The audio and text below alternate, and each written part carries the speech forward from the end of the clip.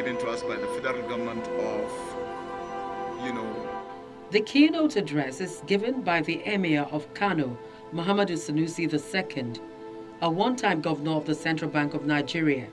His speech borders on promoting investment in the midst of economic challenges. It's a great honor for me to be invited to give a keynote on this occasion. The royal figure says he's not comfortable with Nigeria's economic status. There are signs of slow recovery in Europe. Our own economy, Nigeria, is in recession. Let me start by saying that I will try very, very hard not to offend anyone. And let me, in any case, apologize in advance in case anyone is offended by what I have to say.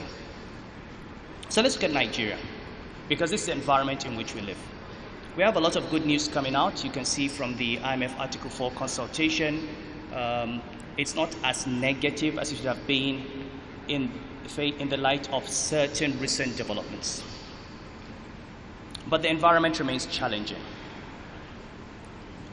Money supply growth, an inflation rate of almost 20%, multiple exchange rates, which are now beginning to see some convergence. The bad news politically. If you've been reading Nigerian newspapers for the last 2-3 weeks and watching Nigerian TV and following Nigerian social media, you would be concerned about the leadership. The conversation is not about electricity, about infrastructure, about education, about healthcare. In the last 1 month, all the conversation is about the National Assembly, the executive, the judiciary, conflicts between this politician and that politician, confirmation of EFCC. There has been no serious conversation around the people, which is why I decided that I would attend this, because this is the first conversation I'm seeing that actually is not about politicians fighting each other.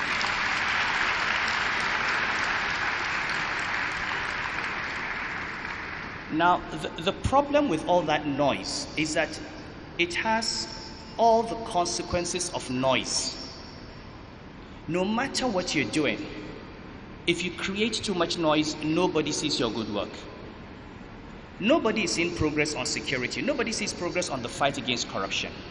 All we see is a constant struggle between certain politicians and others, holding this entire country to ransom. And all of us have been sucked into it. The Emir of Kano maintains that government borrowing and spending has reached its limit in Nigeria, which is much more worrisome.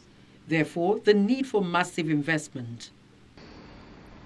Now, as a country, we need to understand that the growth of Nigeria in the periods of high growth was driven largely by rising commodity prices and debt. And that model has now reached the logical limits. The collapse in oil price has made that very obvious. Today, if you're looking at debt, if you take the IMF Article 4 consultation report, the federal government of Nigeria is spending 66% of its revenue on interest on debt.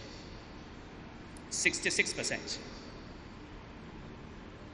Which means only 34% of revenue is available for capital expenditure, for recurrent expenditure, and for development. That model cannot work. If you look at the 2017 budget of the federal government, and I don't know if people are looking at those headline numbers, and I sometimes wonder what Nigerian economists are doing.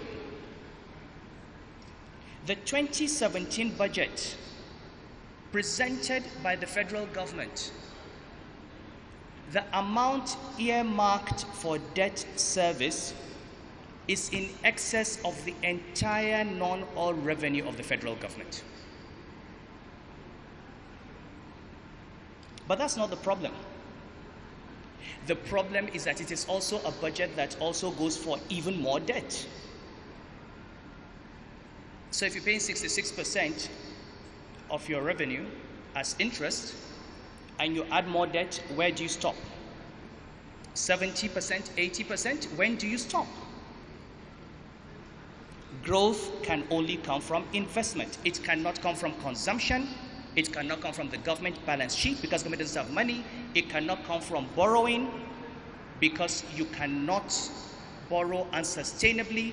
And everybody from the federal government to the state and local government has to ask one question and one question only. How do I make Nigeria, how do I make my state, how do I make my local government, my emirate, the attractive destination for the scarce capital flying around the world? He continues to talk tough, re-echoing the education woes of the North. Muhammadu Sanusi II insists the level of backwardness in northern Nigeria is a complete failure of social policies and must be corrected. Many years ago, maybe a decade, a little more than a decade ago, in Kano, a state governor who was a university graduate, who was a teacher, organized a public event at which books written by northern Nigerian authors were burnt. We set fire to books, you know, the kind of thing the medieval church used to do in the Dark Ages, burning books of science. It happened in Kano, burning books. What is the crime of those books? They're writing about something called soyayya. And love apparently is supposed to be a very bad word. In a society where you don't love your woman and you don't love your children, you allow them to beg, you beat up your woman, why should anyone talk about love? Why? Because we have adopted an interpretation of our culture and our religion that is rooted in a 13th century mindset that refuses to recognize that the rest of the Muslim world has moved on. Other Muslim nations have pushed forward girl-child education. They've pushed forward science and technology.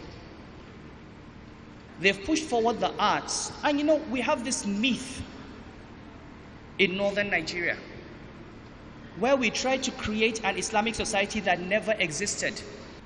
And for us to address social policy, we have to reclaim our religion. We have to look at what our religion actually says as opposed to what culture says.